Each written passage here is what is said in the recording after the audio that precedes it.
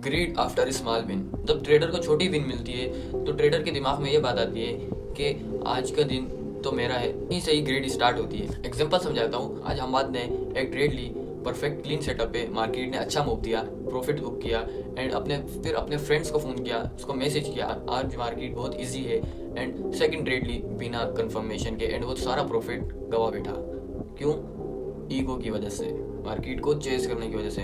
देखो लोगों की प्रॉब्लम क्या है, एक ट्रेड के बाद वो अपने रूल्स को कोई वैल्यू ही नहीं देते, अपने रूल्स को उठा के फेंक देते हैं, बिना रूल्स के ट्रेड लेते हैं, अपना रिस्क इंक्रीज कर देते हैं, बिना सेटअप्स के ट्रेड लेते हैं, बिना कंफर्मेशन के ट्रेड लेते हैं और मार्केट को अंडरस्टिमेट कर देते हैं। Reason ego. देखो एक विनिंग ट्रेड होती है, वो आपको ये सबक देती है आज आप सही थे, ना कि आपको ये देती है कि आप एक मिलियनर बन गए हो या आप एक बिलियनर बन गए हो। अब इसका सोल्यूशन क्या है? जो एक प्रोफेशनल ट्रेडर होता है वो जो विनिंग ट्रेड होती है एंड लूजिंग ट्रेड्स होती हैं वो उसके बाद भी साइलेंट रहता है। उसको मालूम होता है कि मार्केट ने जो मुझे दिया मुझे एक्सेप्ट है। वो जानता है कि मेरी स्किल अभी बाकी है, मैं अपनी स्किल्स को टेस्ट करता रहूंगा। ऐसे 5 प्रोफेशनल पॉइंट्स बताने वाला हूँ, इनको अपनी कॉपी पे लिखते रहना। फर्स्ट नंबर पे आता है विन को प्रोसेस समझो। सोचो कि विन मार्केट ने दिया, तुमने सिर्फ रूल्स फॉलो किए एंड ये मत सोचना कि अब मैं एक्सपर्ट बन गया हूँ। सेकंड नंबर पे आते हैं रिस्क कभी इंक्रीज मत रखो। हर ट्रेड में सेम रिस्क रखो, सेम रिस्क फॉलो करो जो आपने लिखा हुआ है, जो आपके माइंड में है एंड ये नहीं करना विन के बाद लोड साइज बढ़ा देना एंड लॉस के बाद लोड साइज गिरा देना।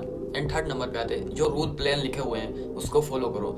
एंट्री एसएल टीपी पहले डिसाइड करो एंड ये नहीं सोचो कि आज मार्केट बहुत अच्छी चल रही है, आज मार्केट का नेचर बहुत अच्छा है, आज मार्केट अच्छा प्रॉफिट दे सकती है तो आप इसकी वजह से लोड साइज इंक्रीज करेंगे, एसएल को होल्ड करेंगे। ये बिल्कुल नहीं करना, अपने रिस्क रूल को फॉलो करना है। नंबर पे आते हैं विन के बाद ब्रेक लो। अगर आपकी एक ट्रेड विन में चली गई या लॉस में चली गई तो उसके बाद आपको ब्रेक लेना है। ये नहीं कि आपको लगातार ट्रेड लेनी है। अगर आपकी पर डे ट्रेड्स फिक्स हैं तो उस हिसाब से आपको ट्रेड लेनी है। लॉस होता है तो एक्सेप्ट करो और प्रॉफिट होता है तब भी एक्सेप्ट करो। प्रॉफिट्स के बाद ग्रेड नहीं करना, लॉस के बाद डरना नहीं है, इसको एज अ पार्ट समझना है, एज अ बिजनेस समझना है। एंड फिफ्थ नंबर पे आता है जर्नल में ईगो लिखो। अपने जर्नल में ये लिखो कि एंट्री के पहले मेरे क्या इमोशन थे, एंट्री के बीच में मेरे क्या इमोशन थे एंड एंट्री के बाद मेरे क्या इमोशंस थे।